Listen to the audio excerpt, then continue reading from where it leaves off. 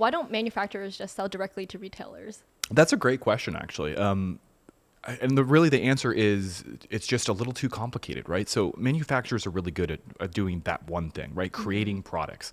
And they have a lot to worry about, right?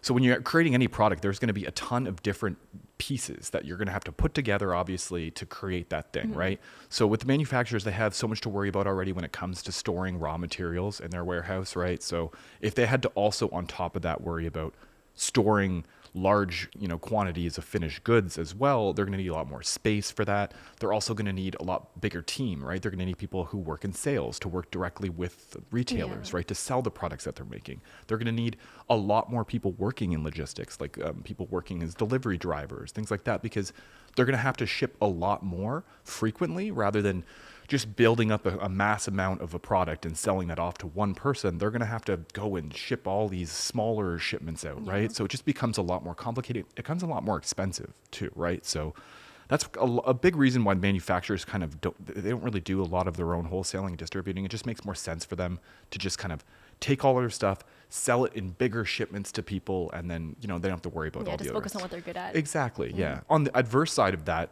there's a reason that wholesalers are there, and there's a reason that retailers aren't just going directly to manufacturers. And again, it's space, right? Yeah. You're not going to be able to get that minimum order because manufacturers, well, pretty much every manufacturer has a minimum order if you're going to order from them, right? So you got to order that minimum order, but it tends to be a lot. It's a large amount of stuff. So retailers don't have any place to put all that stuff, right? Exactly, right? Unless you have some like alternate dimension to store all of your things in, which, I mean, that would be great, but no one will have anywhere to sit during break time. Exactly. We're just sitting on boxes, right? Eat your lunch at boxes. Hey, that's actually not a bad idea, right?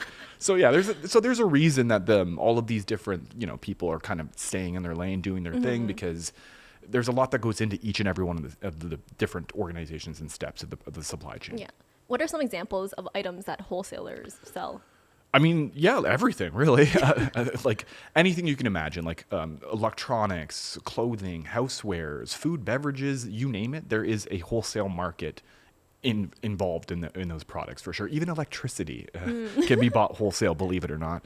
So yeah, like pretty much anything. I remember doing some research and I learned that the global wholesale market grew to $48.8 billion in 2023, and by 2027 it's expected to grow to $61.5 billion. Yeah, that doesn't surprise me. The wholesale market, it's massive. It's huge. I remember reading something that like the top 15 wholesalers in the world, they have a combined revenue of like $1 trillion or something like that. So it's a lot. It's I don't big. even remember how many zeros are in a trillion.